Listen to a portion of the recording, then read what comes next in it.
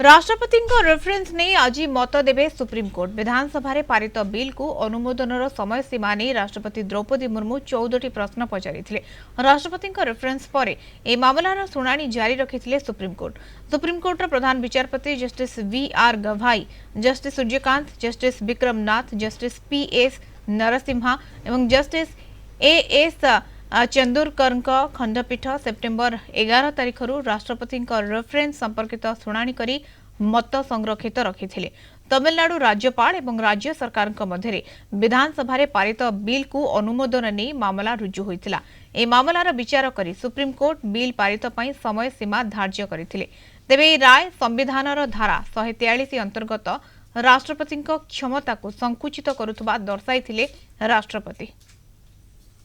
मे 13 तारीख 2025 रे महामहिम राष्ट्रपति मानव सुप्रीम कोर्ट रे गोटे प्रेसिडेंशियल रेफरेंस भारतीय संविधान धारा 143 अनुसार मत लोड़ी जे राज्यपाल बा राष्ट्रपति को जो टाइम फ्रेम दिया जाइए समय अवधि भितर से बिल विचार करेंगे से कथा को ग्रहण योग्य कि नुहे। आप देखिए मानव सुप्रीम कोर्ट तमिलनाडु केस रे imposing article 142 constitution of India direction देथिले जे राज्यपाल जेकोसी बिल आसीबो अंडर आर्टिकल 200 एंड 201 से क्षेत्र रे से आइदर तार कंसेंट देबे ताकू रखी परिबे नाही।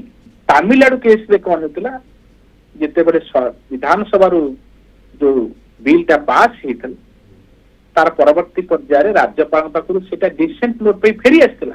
देयर आफ्टर आउ थरे रिकन्सिडरेशन पे जेते बेले आउ थरे पास हे जाइतला विधानसभा रो ताकु मध्य राज्यपाल अटके रखितले।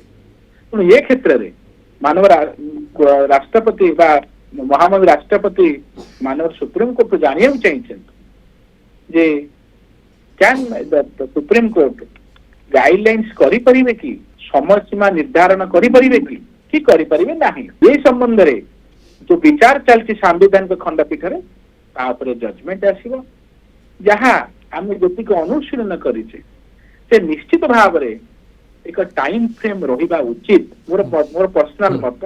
अदरवाइज इंटायर प्रोसेस रे डिस्टर्बेंस हो आमर भारतर गणतांत्रिक विधि व्यवस्था अनुसार आमे प्रायोरिटी दे थाउ जनकर मत बा लोक मत को अर्थात पार्लियामेंट को निर्वाचित ही आसीथिबा विधानसभा को निर्वाचित ही आसीथिबा निर्वाचित प्रतिनिधि माने होचंदी ही क्षमतार अधिकारी। ता छडा से माने आईन आनिबा पाई बा आईन ता किभଳି भाबरे अनुमोदन देबे ता काम होची विधानसभा। तो जेते बेले गोटे पर्टिकुलर बिल उपरे आर्गुमेंट होची एवं तार सर्वसम्मतिक्रम बा वोट रे पास होची से क्षेत्र रे राज्यपाल निश्चित भाव में विचार करवा उचित एवं राज्यपाल पाखे जदि टाइम फ्रेम दिया न जाए से विचार न करती ताले विधि व्यवस्था भुशुड़ी पड़ो जहाँकि प्रमाणित होता एवं मानव सुप्रीम कोर्ट खंडपीठ आप विचार कर भारतीय संविधान धारा 142 अनुसार डायरेक्शन देते जेहेतु निष्पत्ति निया जाई नाही इतने समय धरी पड़ी रही डीम्ड एज जे राज्यपाल को ग्रहण करिसेंती।